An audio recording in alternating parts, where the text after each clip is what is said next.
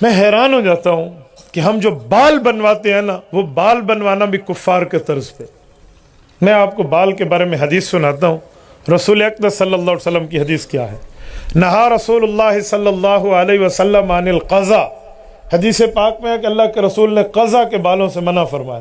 قضا کے بال کیا ہیں؟ ایک جگہ سے چھوٹے، ایک جگہ سے بڑے۔ آج کون بندہ ہے جو سر پہ برابر کے بال رکھتا ہے؟ ہم نہیں رکھتے یار۔ ڈیزائن شوق کیا کو نہیں، یہ تو ہمارے وال ایک گلوں میں برابر رکھے، یہ اگو پچھو ہر پاسو برابر ہے۔ لعنت ہے اس ڈیزائن پہ جو پیغمبر علیہ الصلوۃ والسلام کی سنت کی مخالف ہو جائے۔ کیا ضرورت ہے ہمیں اس ڈیزائن کی؟ ہم کون سی مانگیں نکال کے بیٹھے؟ ہم مسلمان ہیں بابا، ہمیں اللہ رسول نے ایک ایک چیز کا سمجھانے کا سبق دیا۔ ہم چاروں طرف سے برابر، آپ بڑے رکھو چھوٹے رکھو، اس سے کوئی غرض نہیں ہے، آپ رکھو جتنے رکھ سکتے ہو، لیکن چاروں طرف سے برابر رکھو۔ پتہ نہیں یہ کوئی کٹورا کٹ ہے تو کوئی پتیلی کٹ ہے تو کوئی پیالی کٹ، یہ کون سے کٹ آئے ہوئے ہیں؟ کوئی برگر کٹ ہے اور کوئی پتہ نہیں شامی کباب کٹ ہے، یہ کٹ نہیں ہوتے۔ آپ محمدی کٹ رکھیں، نبوی کٹ رکھیں، رسول اللہ کی تعلیمات کو دیکھ کر رکھیں۔ ایک بندہ مجھے کہنے لگا یہ ہن والی ایویں کپواؤں، یہ بھی شریعت کا حکم ہے؟ میں نے کہا جی ہاں، یہ بھی شریعت کا حکم ہے۔ حضرت سلمان فارسی رضی اللہ تعالیٰ عنہ کفار کے بادشاہ کے دسترخوان پہ بیٹھے تھے، جب اس کے پاس ایک وفد لے کر گئے تو اس نے اکرام کے لیے دسترخوان لگایا تو ان سے ایک نوالا نیچے گر گیا۔ سنت کیا ہے؟ جب دسترخوان پہ گر جائے، مٹی میں مل جائے، اس کی بات نہیں کر رہا، تو اسے اٹھائیں، صاف کر کے کھا لیں۔ دسترخوان پہ گرا ہے نا، کوئی خراب نہیں ہوا، یہ ہمارے نبی پاک صلی اللہ علیہ وسلم کی تعلیم ہے۔ تو یہ اٹھانے لگے نا تو ساتھ والے نے کہا تھوڑا گزارا، یہ بھوکے لوگوں کی جگہ نہیں ہے، یہ بادشاہوں کا دسترخوان ہے، تھوڑا گزارا، یہاں نہ اٹھانا، بےزتی ہو جائے گی ہماری۔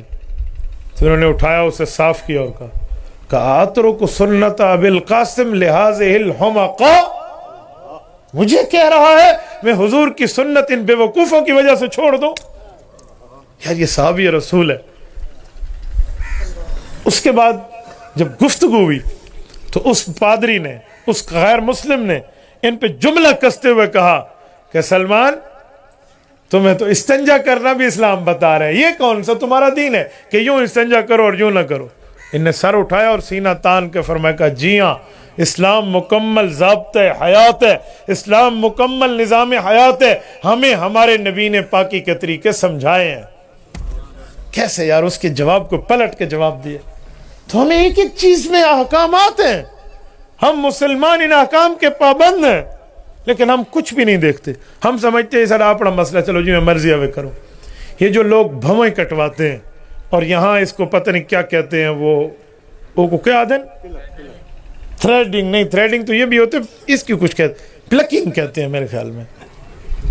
ذوالقرن کیا آدھے کو پلکنگ کہتے ہیں نا، ہاں کچھ نہ کچھ میں کو یاد ہے۔ تو یہ جو کراتے ہیں نا آدھے، یہ بھویں یوں کٹوا لیں۔ حدیث پاک میں ہے، صحیح بخاری کی حدیث ہے، اللہ کے رسول صلی اللہ علیہ وسلم فرمایا لعن اللہ الواشمات والمستوشمات، کہ جو خاتون یہ کٹواتی ہے یا جو کٹوا رہی ہے یا جو کاٹ رہی ہے، ان دونوں پر میرا اللہ لعنت کرتا ہے۔